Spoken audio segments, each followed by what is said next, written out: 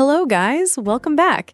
All right, let's stay on this topic because I don't think people are talking about it enough, and honestly, it's bigger than just one player. It's a pattern, it's a system. And once you actually sit down and look at how different franchises are using their development contracts, the Indiana Fever situation looks even worse than it did on the surface. Let's start with the obvious. Justine Pissott is sitting on a roster on a development contract, and she is not playing. Not spot minutes, not garbage time, nothing. And I want to be clear, this isn't a talent evaluation. Nobody is saying Justine Pissott is a top 5 player in this league. That's not the argument. The argument is that a development contract exists for a reason. It exists so a team can evaluate a player in live game reps, figure out if she's a rotation piece, a role player, or a cut candidate. That's the whole point of the mechanism. And the Fever, from what Amber Cox has said publicly, decided before the season even started that this wasn't happening. She said it herself. No intention of playing a development player. That's not me speculating. That's not me reading between the lines. That's a direct quote from the person running the front office.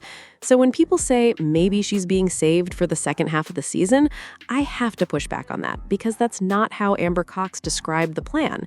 The plan, as stated, was never to play her, full stop. And look, teams are allowed to build their roster however they want, but you can't then act surprised when nobody wants to sign a development deal with your organization going forward. Word travels fast in this league. Agents talk, players talk. If Bree Hall is only getting activated a couple of times all season, and Justine Pissott is getting 0 run despite flashing real ability in the preseason, that's a signal to every free agent and every draft prospect. If you land in Indiana on a dev deal, you are not playing basketball. You are a body in practice. That's it. Now, compare that to what's happening around the rest of the league, because this is where the double standard becomes obvious. You look at the Minnesota Lynx, and even with a stacked roster, they found ways to get their development players run when injuries hit. You look at what New York did with Marine Fatou. They didn't just stash her, they actually put her on the floor against real opponents, including against the Fever themselves, ironically. The Atlanta Dream, the Chicago Sky, the Seattle Storm with Taya Jones, the Connecticut Sun with Haley Van Lith, all of these teams found minutes for their development players when the moment called for it. Even teams that aren't desperate for depth found a way to get these players run. So this isn't a, well, every team does this situation. This is an Indiana-specific decision. And here's the thing that really gets me. Stephanie White has talked before about culture, about buy-in, about building trust with your role players. But how do you build trust with a player who knows from day one that she has no path to the floor no matter what she does in practice or in the one preseason game she gets? Justine Pissott scored 10 points in her lone preseason opportunity. She went coast to coast multiple times, she showed touch, she showed some feel for the game, and instead of that translating into even a 5-minute look during a blowout, it translated into nothing, 0 minutes. That's not player evaluation, that's just roster storage.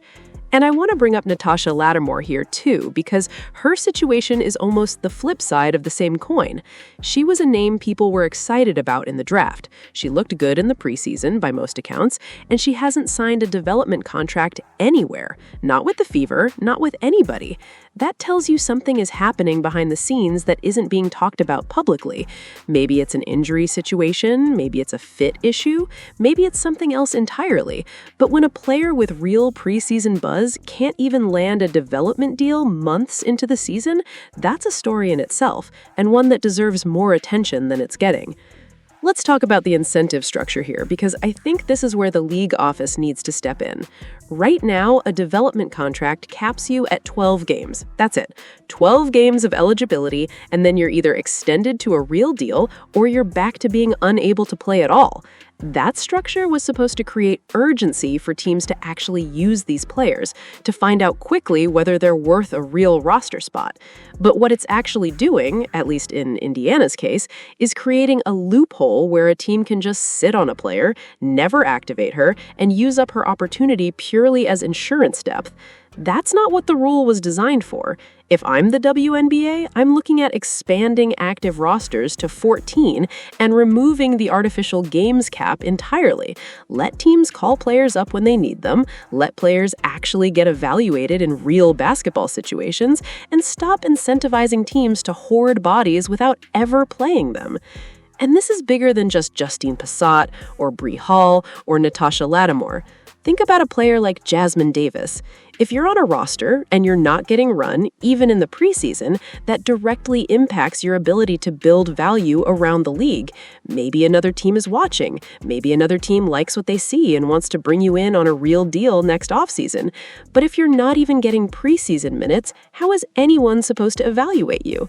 You're invisible, and that's not fair to these players who are trying to build a career in a league that already has limited roster spots to begin with. I also think it's worth mentioning why Indiana has reportedly struggled to bring in overseas talent on these dev deals. From what's circulating, it sounds like players were being told they'd have to fight it out with Megan McConnell just for a training camp spot, with no promise of anything beyond that.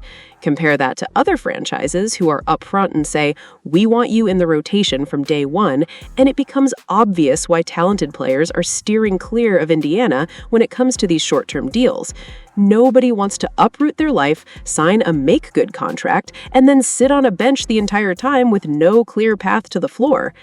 At the end of the day, I don't think this is really about any one player's talent level.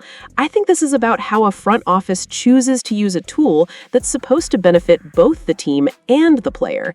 And right now, in Indiana's case, it feels like it's only benefiting the team, and even then in the most short-sighted way possible. You're not developing anybody, you're not building depth for the future, you're just parking a player on your roster so nobody else can have her, and calling it a strategy. So yeah, I think the Fever have some explaining to do here, and I think this conversation needs to keep happening until either the situation changes or the league addresses the structural issue that's allowing it to happen in the first place. Drop your thoughts in the comments, let me know if you've seen similar situations with other teams, and I'll keep digging into this as the season goes on. Freak, okay. No, this isn't right. Guys, this is bad. How do you do this? Yes. What? No.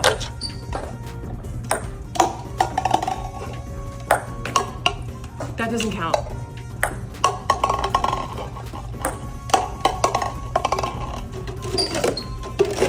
Do I gotta build it up again? Oh my gosh. I'm not good at this. Fold the shirt.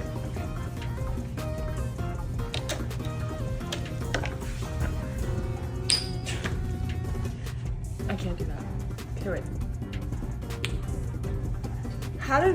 What is the fastest time somebody got?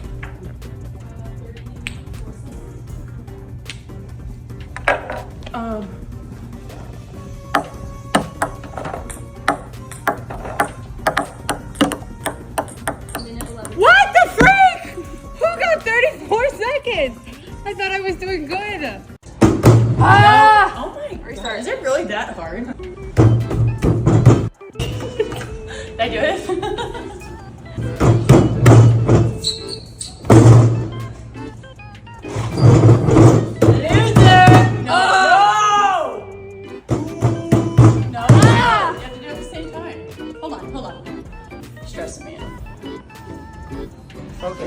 Focus. Ah! No. Oh my god. Is it really that hard? Stop mentally. No! Ew!